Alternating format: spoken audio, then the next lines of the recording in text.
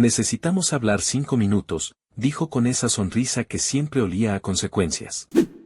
Entré creyendo en 5 minutos. Salí con la carpeta de mi vida hecha trizas y la sensación de que me habían enseñado la puerta. Yo, Mariana, de 34 años, llevo más de una década dedicándome al marketing de cuentas grandes. No era la más ruidosa, pero sí la que resolvía incendios, presupuestos ajustados, clientes exigentes, presentaciones que tenían que salir perfectas. Había empezado como asistente y terminé manejando la cuenta más importante de la agencia, esa que pagaba la nómina más tranquila los meses difíciles. Rodrigo, mi jefe directo desde hace 3 años, tenía la habilidad de hacerte sentir competente y, al mismo tiempo, que le debías todo. Eres de las pocas que entiende esto, me decía con una mano en el hombro cuando necesitaba que yo cerrara un proyecto a ciegas. Afuera, en las comidas con clientes, era encantador, adentro, con su equipo, tenía la voz de quien mide cada palabra. Inés, mi compañera de mesa desde hace 5 años, era mi confidente. Si alguien te ataca, yo voy contigo, me dijo la última vez que salimos tarde. Renata, mi hermana, siempre fue la voz fría, no te dejes arrastrar, documenta todo. El descubrimiento ocurrió unos días antes de que me llamara al despacho. Estábamos preparando la presentación de renovación con el cliente grande, ese del que dependen varios sueldos, y mi carpeta de cierre no cuadraba. Un PDF que yo juraría nunca haber enviado aparecía en la caja de entrega, un anexo con un presupuesto inflado y la firma de mi correo. Lo abrí con el estómago en puño. No había rastros de mi versión original. Había una cadena de correos internos a la que yo no aparecía como remitente, pero cuyo encabezado decía que Mariana ya había firmado y aprobado. Mi nombre estaba ahí donde no debía estar. ¿Te acuerdas de ese anexo del último cierre?, le pregunté a Inés en voz baja, frente a la máquina de café. Porque yo no lo firmé. Ella miró la pantalla y su cara cambió. Eso está raro. Te clonaron el correo. Empezamos a revisar. Los metadatos del PDF eran basura, removidos. El servidor guardó una copia con un usuario extraño que coincidía con el acceso remoto que Rodrigo usaba desde su casa. No puede ser, pensé. ¿Y si es una falla? ¿Y si es culpa mía? El primer veneno que suelta la manipulación es la duda propia. A la semana siguiente me llegó el mensaje, baja a mi despacho, 5 minutos. Lo leí 3 veces y mi estómago se cayó. Rodrigo no llamaba al azar. Acepté con la calma profesional que no sentía. Inés me apretó la mano antes de que saliera. Cualquier cosa, grabo, bromeó, pero su humor tenía filo. Entré y Rodrigo cerró la puerta. Sobre su escritorio, una taza con café frío. Sus ojos no cambiaron de sonrisa. Siéntate, Mari. Dijo 5 minutos y no miró el reloj. Nunca lo hace. Mira, tengo cosas que aclarar. Desde la dirección hay cierta inquietud por el anexo del cliente. Se han detectado irregularidades administrativas. Hizo una pausa que parecía un golpe. Necesito que me expliques por qué tu firma aparece en documentos que no firmaste. Respiré. Porque no la firmé. Mire los accesos, revise el servidor. Traté de mantener la voz uniforme. Esa carpeta la moví yo ayer y no había nada raro. Rodrigo juntó las manos. Mariana, esto no es un tema menor. Si hubo manipulación, podría costarle a la agencia la cuenta. Estamos evaluando medidas disciplinarias. Sonó frío, mecánico. Probablemente solo sea un malentendido, pero necesito que lo tomes en serio. Le pedí hablar con recursos humanos y me topé con Emilio, el encargado que hacía de muro entre lo legal y lo humano. Emilio fue recto, hay un protocolo para revisar la conducta y el acceso a información confidencial. Tendrás que dejar tu equipo para revisión y, por precaución, te pedimos que no contactes a clientes hasta que esto se aclare. En el fondo su tono era menos oficial y más de sentencia. Firme aquí, me dijo, extendiendo una hoja en blanco con un espacio para firma de recepción. No me gustó la sensación de que me pedían firmar algo sin decirme qué. De pronto, la presión se multiplicó. Llegaron mensajes anónimos en el chat de equipo, triste lo de Mariana, que se aclare todo, para cuando el cierre. Qué pena por la cuenta. Los clientes empezaron a preguntar por el punto que faltaba en la presentación. ¿La entrega va a salir igual?, me preguntó la directora de cuentas del cliente con un tono que intentaba ser neutro y sonaba a cuchillo. No pude responder sin sonar temblorosa.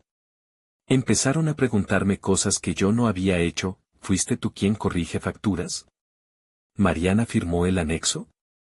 El rumor se hinchó como un globo que se va llenando de aire y tú solo miras, esperando que el clavo que lo reviente sea una verdad. Intenté apelar, pedí ver las pruebas. No hay pruebas concluyentes, me dijo Rodrigo en otra conversación. Hay indicios y responsabilidad administrativa que debes explicar. Luego, en privado, la máscara cayó un poco. No quiero líos, Mari, dijo. Si te vas de la agencia con discreción, podemos arreglarlo. Nadie tiene por qué enterarse. Sonaba casi compasivo. Su estrategia era clásica, ofrecer una salida que parecía amable y que al mismo tiempo implicaba mi silencio. Vete ahora y firmamos tu finiquito, añadió. Te doy una carta de recomendación, te pago un mes extra.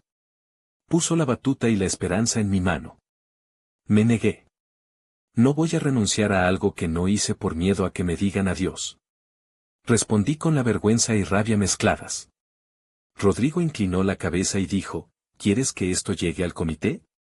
Podemos hacerlo público. Piensa en tu carrera.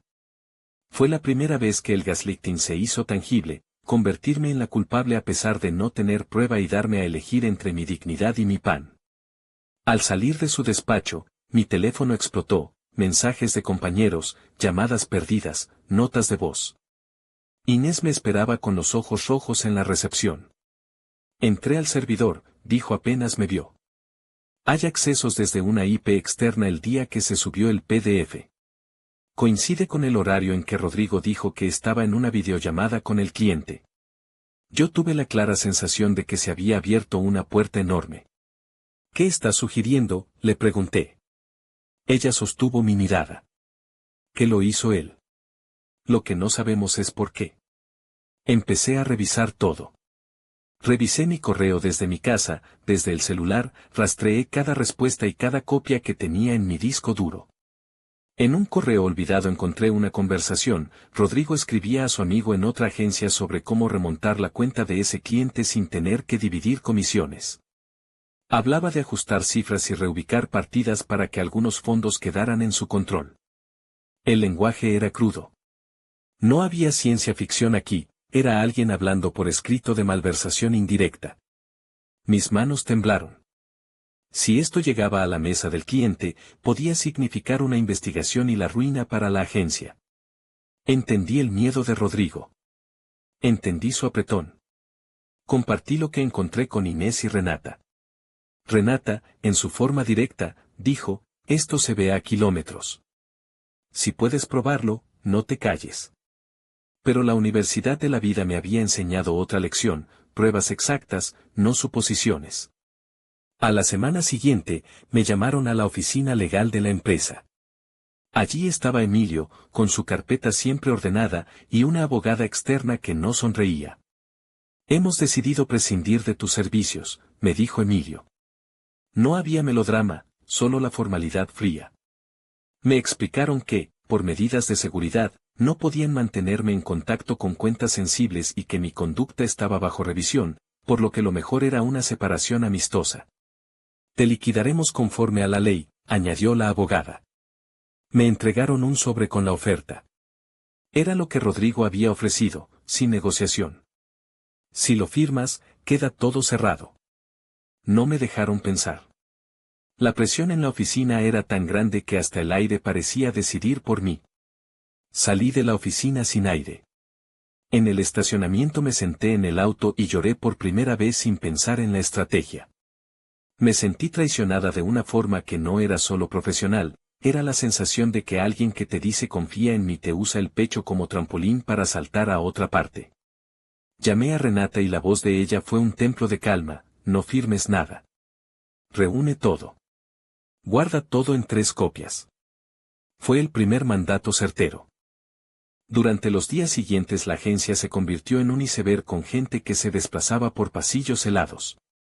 De a poco, gente que antes me saludaba con afecto me evitaba. Recibí mensajes privados de un cliente que, sin nombrarme, decía estar preocupado por irregularidades.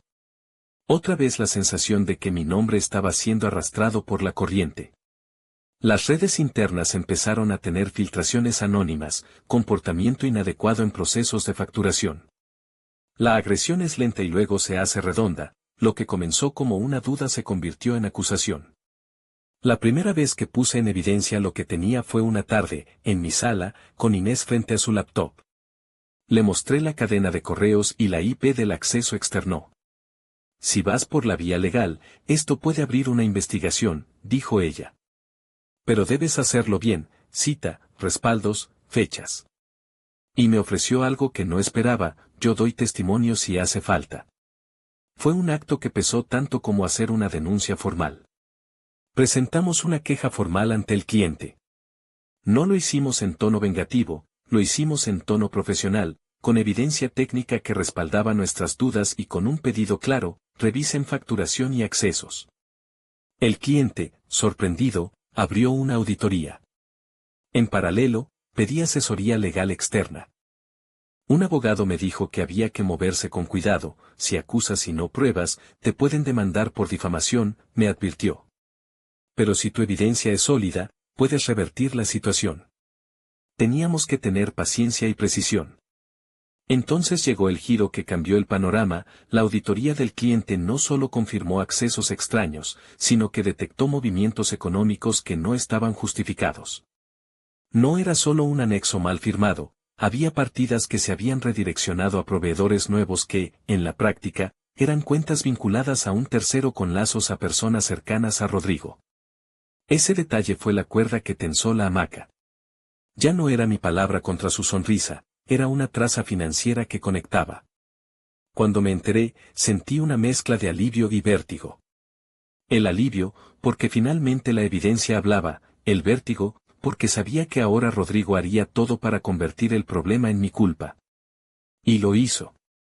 La reacción de Rodrigo fue producto de alguien que no puede negar lo evidente pero intenta moldear la narrativa, repartió versiones, habló con quien tenía que hablar y sobre todo trató de minar mi credibilidad. Mariana siempre fue impulsiva, decía a quien quisiera escuchar. Ella puede haber cometido un error al subir documentos. Plantó semillas en quienes ya estaban predispuestos. La presión externa cambió de forma, no eran solo los clientes, sino la cotidianidad del pueblo laboral que decide con un susurro. Entonces decidí una jugada que consideré justa, recopilar todo y entregarlo a la junta directiva de la empresa cliente y al comité de auditoría interna, con copia a los ejecutivos superiores de mi antigua agencia. No lo hice público todavía, no quería que la historia se volviera un incendio que consumiera pruebas antes de su hora. Les envié un paquete ordenado, correos, registros de IP, PDFs con metadatos alterados y las trazas bancarias que conectaban a terceros. Todo en un pendrive y en 2 correos cifrados. Pedí una reunión. La respuesta fue lenta pero eficaz, abrieron investigación interna contra Rodrigo. Esa fue la primera vez que vi algo romperse en su rostro.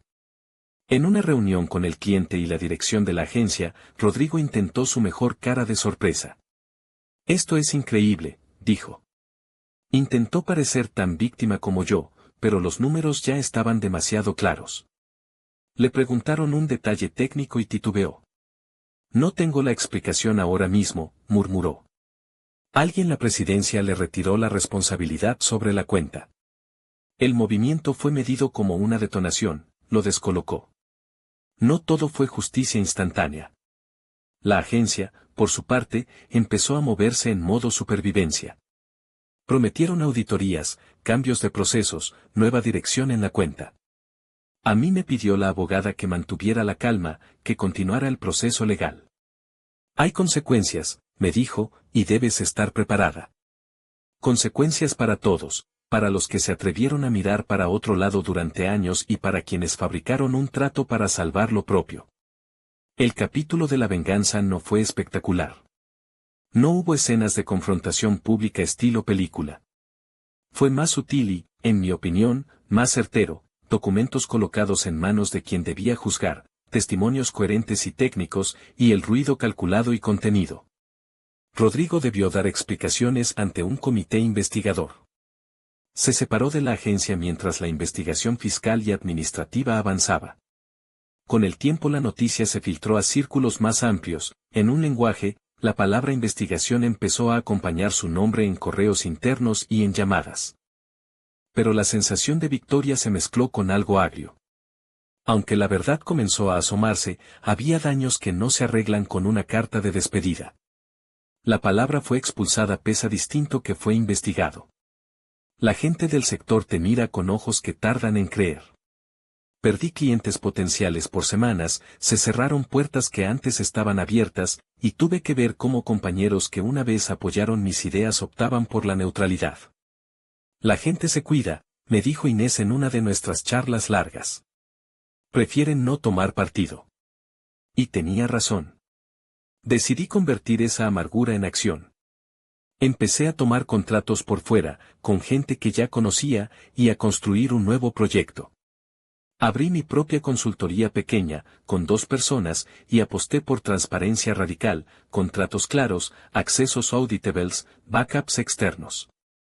La ironía era deliciosa, lo que me habían quitado me dio la posibilidad de construir algo distinto. Pero no fue solo eso. También empecé a escribir, con cuidado, sobre procesos, buenas prácticas y cómo documentar todo. No mencioné nombres. Enseñé lo que había aprendido.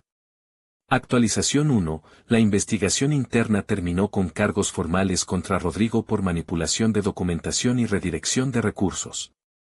Fue separado definitivamente y la agencia tuvo que enfrentar multas y un proceso de reestructuración administrativa. Algunos ejecutivos que antes miraban hacia otro lado fueron llamados a declarar o se les abrió expedientes. Cuando todo esto se hizo tangible, no hubo celebración.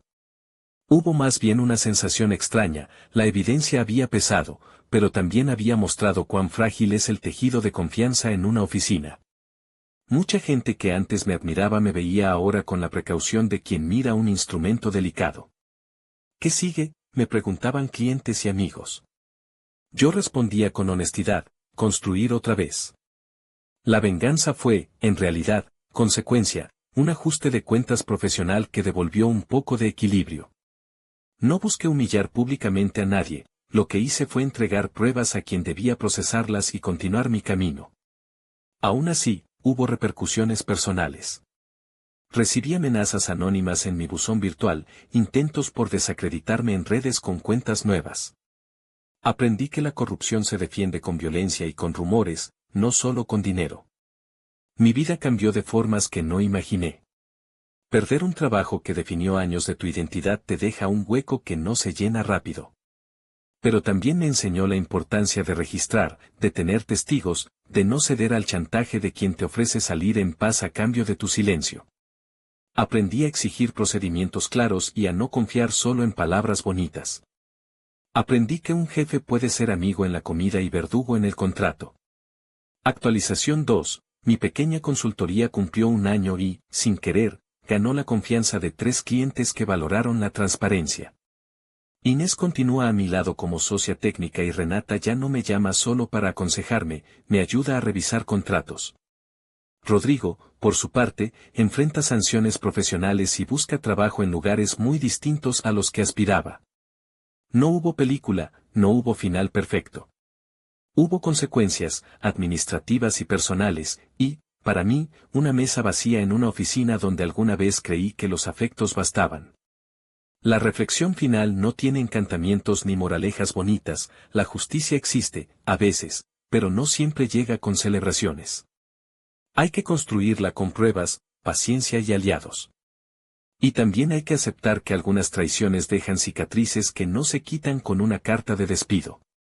Me quedo con una verdad fría y sencilla. Cuando alguien te pide 5 minutos y te ofrece una sonrisa, nunca subestimes lo que puede esconderse detrás de la puerta cerrada.